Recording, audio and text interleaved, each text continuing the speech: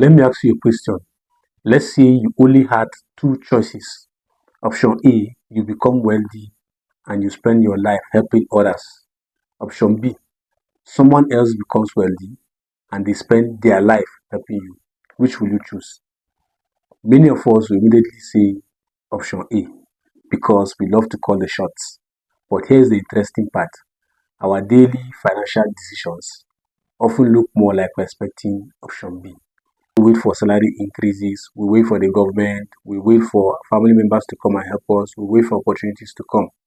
And yet, we spend little or no time becoming the kind of person that creates value. I don't think wealth begins with money. I think wealth begins with change in identity because I know what it feels like to live from salary to salary. There was a time my salary determined my emotional state.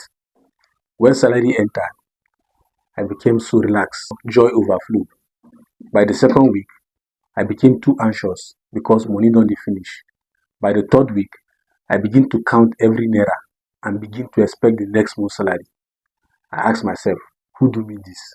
And if someone asks me for help, I genuinely want to help them, but sometimes I couldn't.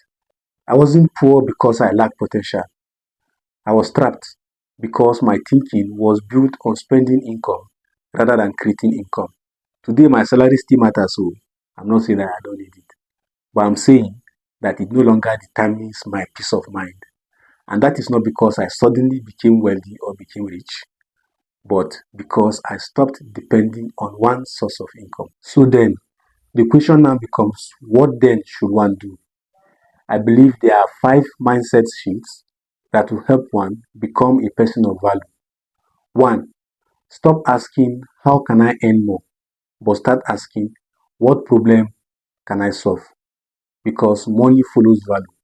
Whether you are a teacher, a farmer, an engineer, a doctor, a designer, someone pays you because you solve a problem that they themselves cannot solve, or they don't have the skill to solve, or the time to solve.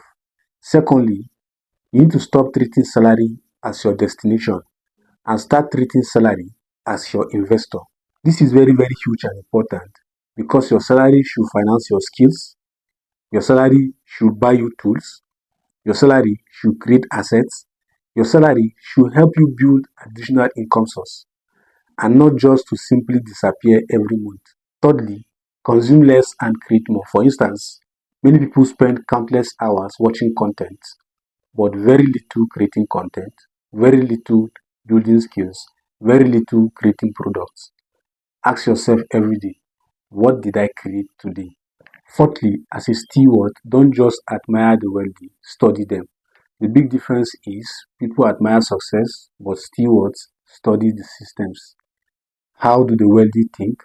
How do the wealthy manage risk? How do they use money? How do they make decisions? Lastly, think beyond yourself. Most financial advice ends with one goal: make more money. But biblical stewardship asks a better question: what is this money meant for? If your goal is to consume more, you will always feel like you need more. Wealth alone will never satisfy. A steward sees money differently. To a steward, money is a tool to serve others, to build a strong family, to create lasting legacy, to provide employment, to give generously, to create opportunities, and to advance God's purposes. Because when your purpose changes, your financial decisions change. You stop asking, what can I buy? And you start asking, what can I build? Who can I bless? What impact can I make? Money is not the destination, it's a tool entrusted to you for greater purpose. Here is what changed my financial life. I stopped asking, how do I survive before the next salary? And I started asking, what can I build before the next salary? That single question changed how I spent my evenings, how I spent my weekends, what I learned, what I spent my money on. And eventually, it changed my income. Wealth didn't begin in my wallet, it began the day my questions changed. If this blesses you, don't forget to subscribe. I'll catch you in the next one.